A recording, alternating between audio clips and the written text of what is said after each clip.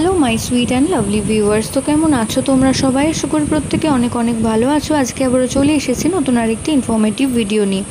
আজকের ভিডিওতে তিনটি বিশেষ লক্ষণের কথা বলবো, যে তিনটি লক্ষণ কোনো গর্ভবতী মায়ের শরীরে তোমরা যদি লক্ষ্য করো, তোমরা ধারণা করতে পারো যে গর্ভের আগত সন্তানটি একটি পুত্র সন্তান। প্রথম কথা, যদি দেখো গর্ভবতী মায়ের হেয়ার গ্রোথ অর্থাৎ চুলের ঘনত্ব বাড়ছে, তার সাথে সাথে সারা শরীরেই প্রায় লোমের আধিক্য বাড়ছে, তো সেক্ষেত্রে ধারণা করতে পারো গর্ভের আগত সন্তানটি পুত্র।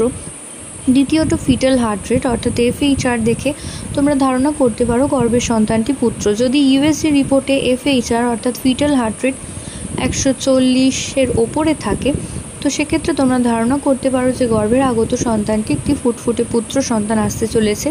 এছাড়াও যদি দেখো গর্ভবতী মায়ের হাত পা হঠাৎ করে ঠান্ডা হয়ে যাচ্ছে, যেটা কিন্তু প্রেগনেন্সির আগে ছিল না, সেটা প্রেগনেন্সির পরে যদি তোমরা লক্ষ্য করো গর্ভবতী মায়ের পা কিছুটা ঠান্ডা রয়েছে, তো সেক্ষেত্রে তোমরা ধারণা করতে পারো যে গর্ভের আগত সন্তানটি একটি ফুটফুটে পুত্র সন্তান।